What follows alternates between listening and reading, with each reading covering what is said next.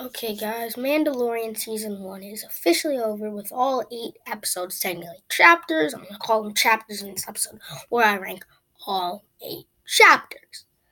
Let's get started with in 8th place, my least favorite chapter of the bunch is Chapter 5, which is genuinely filler, where they go off on Tatooine. It was just nostalgia, but fan service, but not good, but too not creepy, but just too goofy.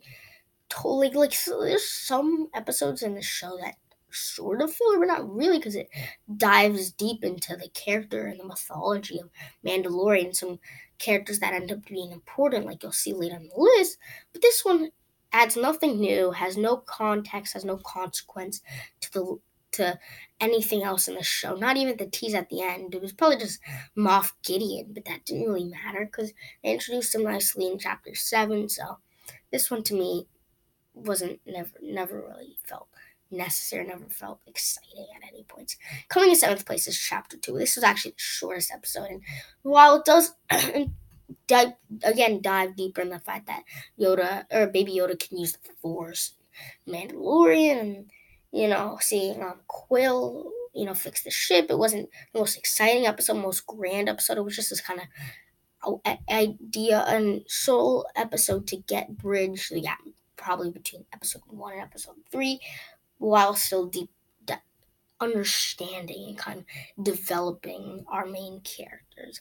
Coming in 6th place is Chapter 6. Again, a little bit of a side quest, but an exciting one and a nice kind of heist.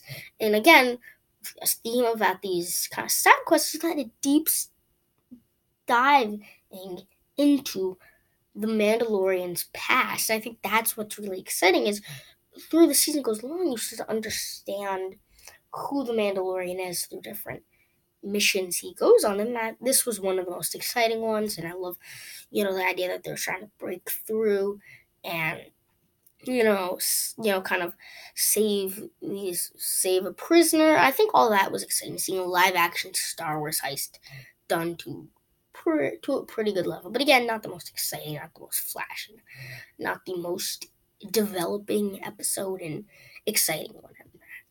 Coming in 5th place is Chapter 4. This is the chapter where I think, which introduces us to Cara Dune and, of course, the villager and the villages. And I said that it does really develop central themes, and it has that kind of Western samurai feel throughout. And, of course, who doesn't want to see AT units? And, of course, the relationship between Baby Yoda and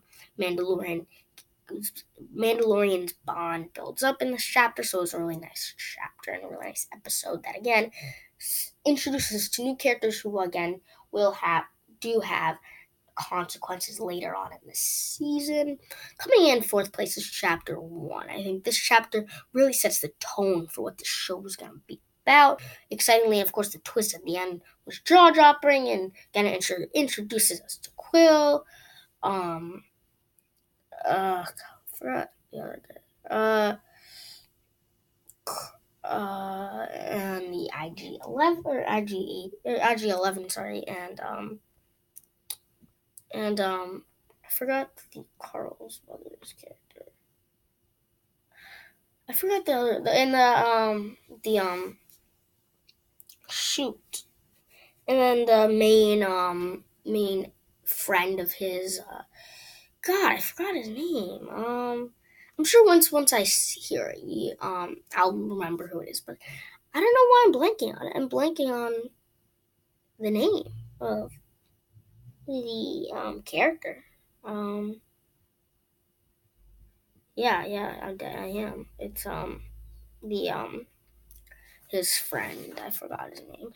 But then yeah, so sorry for that. But anyways, Chapter 1.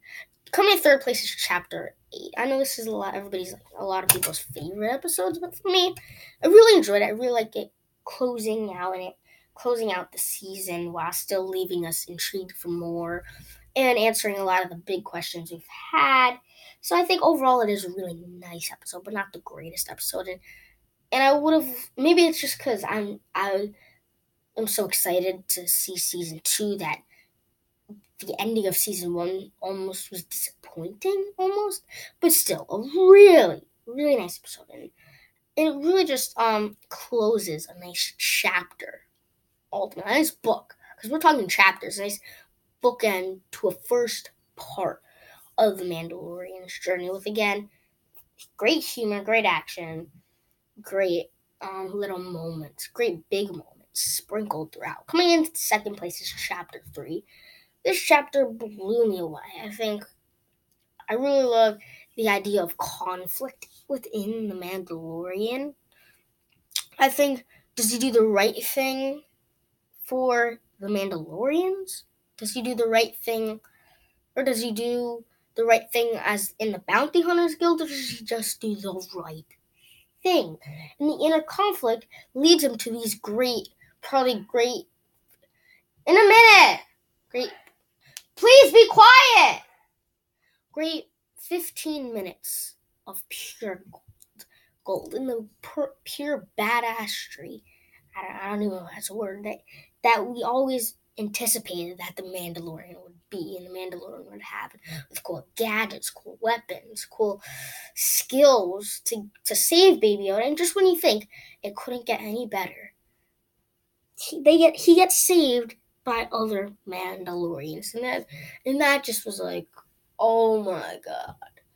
Like honestly, it really does leave you kind of jaw dropping because I love the Clone Wars and all Mandalorian aspects of any of the shows, any comics. I love the idea of Mandalorian characters, but we've never seen it in live action besides Boba Fett and Jango Fett, and then obviously the Mandalorian.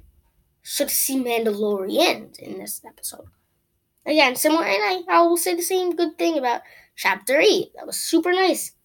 Part of Mandalorian's backstory, seeing the Mandalorian. So yeah, that's for Chapter 8. And then Chapter 3, just seeing them in combat, in action, using their skills that you love but you've never seen in live action before.